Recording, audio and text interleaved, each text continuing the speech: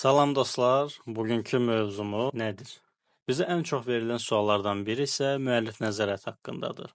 Bu gedişat necə olur? Dedik ki, kiçik də olsa bunun haqqında informasiya verək.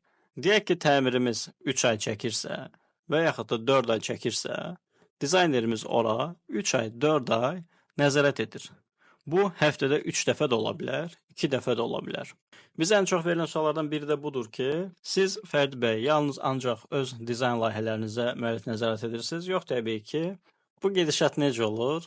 Deyək ki, biz mənzilə gəlirik, baxış keçiririk sifarişi ilə və orada biz öz təkliflərimiz olan işçilik layihəsinin, yəni yerləşmə planının və elektrik layihələrini hazırlayırıq, sanitar layihələrini də hazırlayırıq və ondan sonra keçid alırıq, biz işçilik layihələrini ustalara təqdim edirik. Sonra biz həmən layihəni ustalarla birbaşa mənzilə tətbiq etməyə başlayırıq.